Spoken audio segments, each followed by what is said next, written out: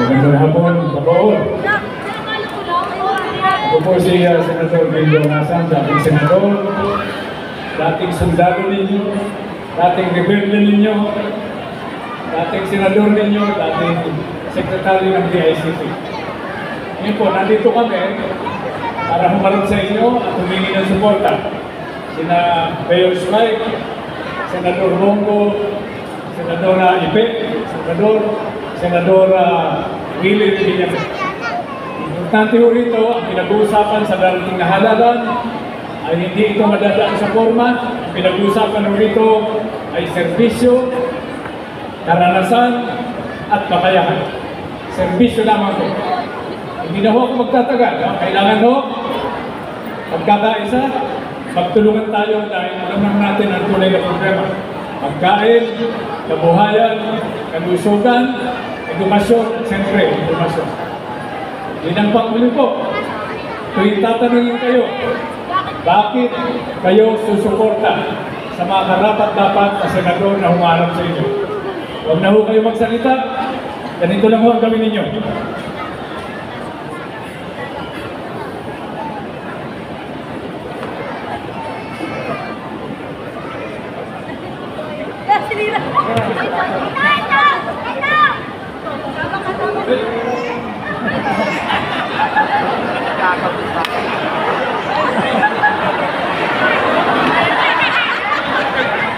Pag tinanong ho kayo kung bakit natin ginagawa natin ito para sa susunod na henerasyon ng mga leader at mamay natin. Iyak yun ng iyak. Walang kamalay-malay na magpe-presidente sa ng Pilipinas. Para sa ating mga anak, mga apo, ating kinabukasan. Maraming salamat po. Mabuhay kayo. Once again, palapakan po natin ang Department Senator Wingo Hondasan.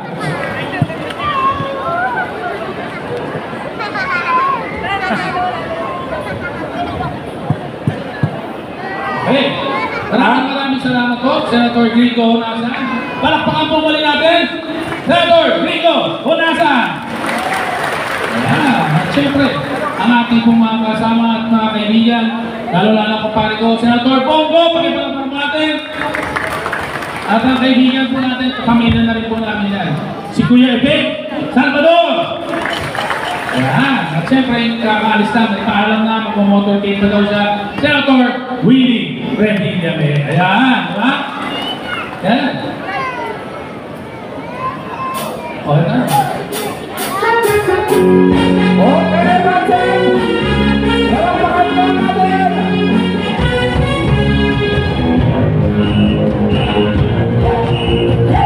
Maraming salamat po! Senator Willie Salvador! Ang Department Senator Wingo Hondasan! Ang Chairman Senator Bongo!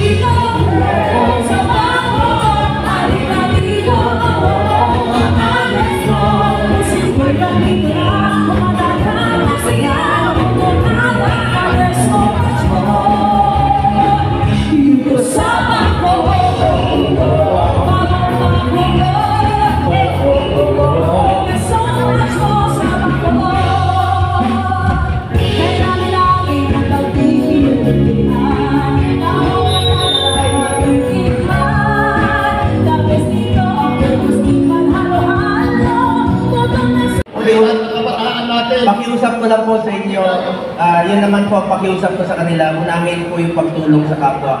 Alam nyo, yung pagsiservisyo sa Senado, ang trabaho namin mambabatas.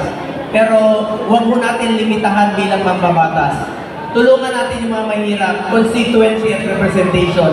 Yun po ang pakiusap ko sa kanila, sa mga kasamahan ko rito pagdating po sa Senado. Unahin po ang interes ng bayan, unahin po ang interes ng bawat Pilipino.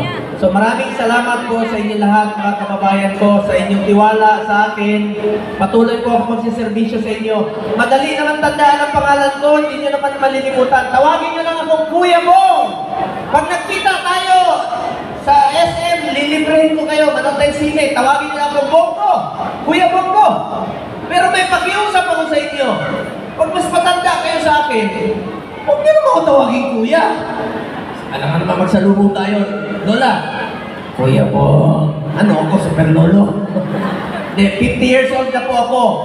Madaling tandaan ang pangalan ko. Kahit saan kayo magpunta, maalala niyo po ang pangalan ko. Pumunta kayo dyan, ang traffic. Ano yung maalala niyo pag nakakita kayo ng traffic light? Ano yung green? Go. Pag gutom na kayo, bibili kayo ng manok, chokes to? Oh. Anong pangalan ng dating Pangulo? Rodri? Anong paborito naming ulam? Mong? Oh, kita nyo? Paborito naming prutas? Ham? O anong tawag sa mahilig sa alak? Laseng? Bingo pa rin. Hoy, mga laseng ko! Huwag kayo magmaneho pag nakainom kayo.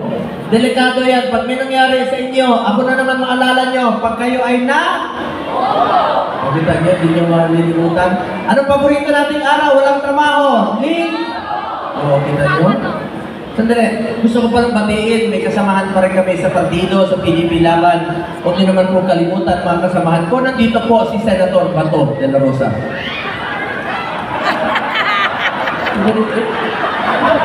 Pare, ano to ba yun? Hindi ko makakita.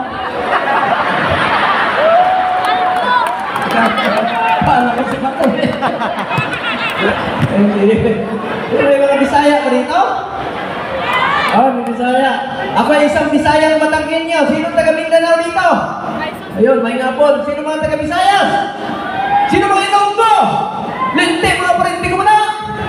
Lahat ng Ilonggo, pinsan ko. Ilonggo, Munggo. Batanggenyo rin na to. Kapitbahay lang tayo. Taga-Tanawan to, Santo Tomas. Madaling tandaan ang pangalan ko. Anong paborito nating araw sa Bisaya? Duming? Last question. Anong paborito ng hotel ni Philip Salvador? Soko! Ano? Hindi ka naman sumisaya sa kanila. Anong bakit alam nila? Nakita niyo ako? Hindi ako yung nakita niyo, si Willie yung nakita niyo. Nagtamayan na silang dalawa. Anyway, mga kababayan ko, maraming salamat po sa inyong lahat. Mayor, maraming salamat sa pagkakataon. Alam nyo, bigla lang po kami naimbitahan dito dahil galing po kami nag-motorcade ni Senator Willie, Senator Gringo sa Dasmariñas, Senator Ipek. At salamat sa pagkakataong makapagsalita dito. At ako naman po, kaibigan talaga ako ng Bacoor. Kahit saang partido man tayo mapunta, tandaan nyo po, kami ni kami ni Mayor Strike Revilla, iba po ang samahan namin. Unahin namin yung pagsiservisyo. Walang politika po sa pagsiservisyo namin. So ako po ay nagpapasalamat sa mga taga-Bacoor. Meron lang po akong sasabihin sa inyo, sana po ay maalala ninyo sa mahabang panahon. Mga kababayan ko, minsan lang po tayo dadaan sa mundong ito. Kung ano pong kabutihan o tulong na pwede natin gawin sa ating kapwa, gawin na po natin ngayon dahil hindi na po tayo babalik sa mundong ito. Ako po ang inyong Senator Kuya Bongo, patuloy na magsaservisyo sa inyo lahat. Dahil ako po ay naniniwala na ang serbisyo po sa tao, serbisyo po yan sa Diyos. Pasalamatan po natin ang Panginoon sa buhay na binigay niya po sa atin. At mga kababayan ko, tandaan niyo po, mahal na mahal ko kayo lahat. Maraming salamat.